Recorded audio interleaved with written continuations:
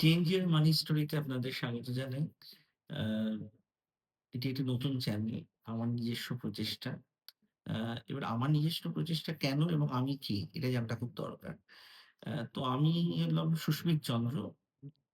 আ আপনাদের মতনই একজন সাধারণ বাঙালি। আ দীর্ঘ ৩০ বছরের কর্মজীবন। আ তার মধ্যে নানান অভিজ্ঞতা। আ এবং বাঙালিদের মতনই রসে-বসে বাঙালি একদমই। কিন্তু এখানে আমি আমার রসে-বসে বাঙালির অভিজ্ঞতা শেয়ার করার জন্য খালি আসিনি। এই চ্যানেলটার একটা উদ্দেশ্য আছে। উদ্দেশ্যটা হচ্ছে যে অ্যা আমি আমার অভিজ্ঞতার মধ্যে দিয়ে যেটা দেখতে পেয়েছি সেটা হচ্ছে যে মধ্যবিত্ত বাঙালিরা অ্যা হাইলি ক্যাপিটালিস্ট ইকোনমিতে খুব কনফিউজড। হ্যাঁ?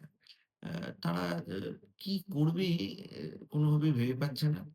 এদিকে তাদের অ্যা যে আয় এবং তাদের যে ব্যয়, এই দুটোর মধ্যে চরম disparity, তাদের প্রচুর আকাঙ্খা এবং আ সেই আকাঙ্খা কি করে মিটবে সেটারও কোনো আ দিক নেই তাদের কাছে। মানে কোনো গাইডেন্সও নেই।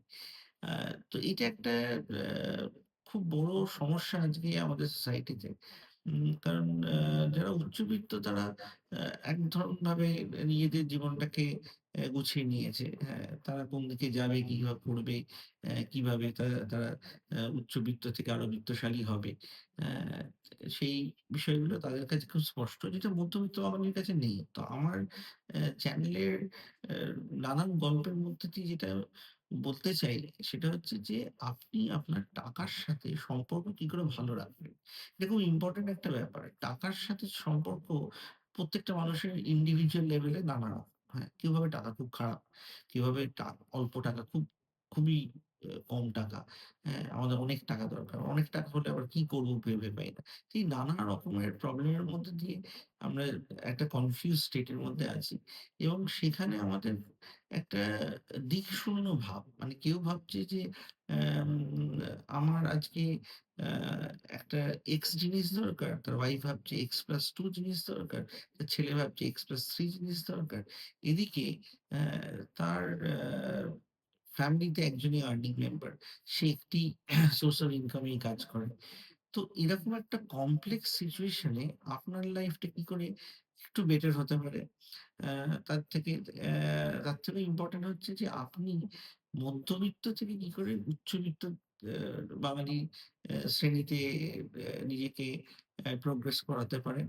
অ্যা এই কয়েকটা পয়েন্টের উপর আমার একটা ডিটেইলড থট অনেকদিন ধরে চলছিল।